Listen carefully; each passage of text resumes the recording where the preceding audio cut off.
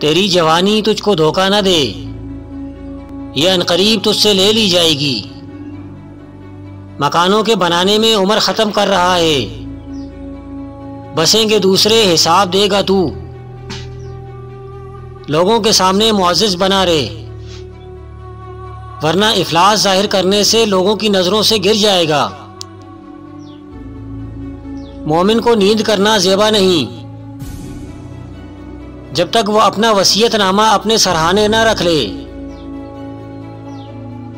ए इब्ने आदम, अल्लाह से इतना तो शर्मा जितना तू अपने दीनदार पड़ोसी से शर्माता है।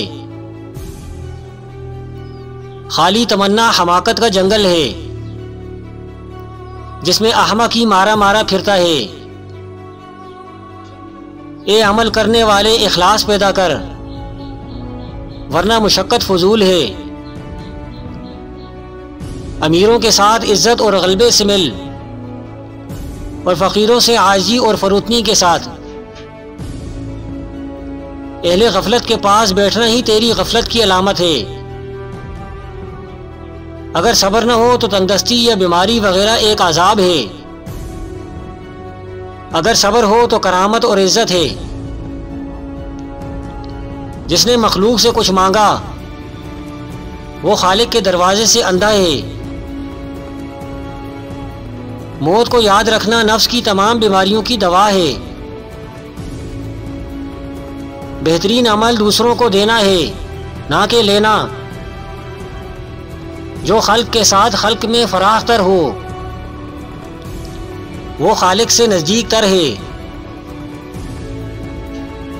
मौत से पहले याद खुदा में इज्जत है,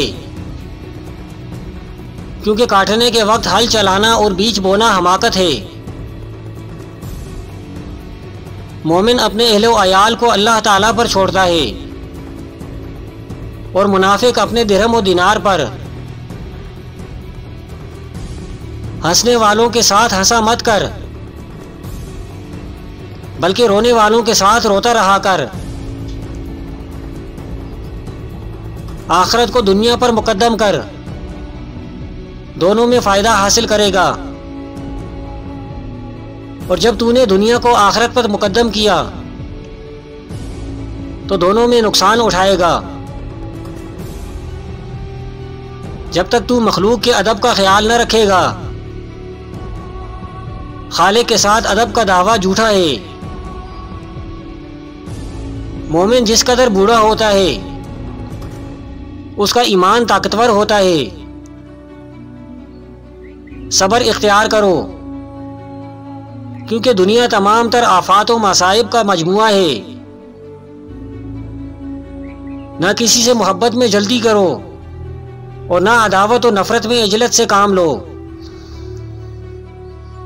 दौलत हासिल करो मगर तुम्हारे हाथ में रहे, दिल पर कब्जा न करने पाए।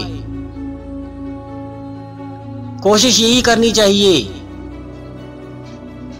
कि अपनी बात जवाबन हो, यानी अपनी तरफ से इब्तिदा ना हो।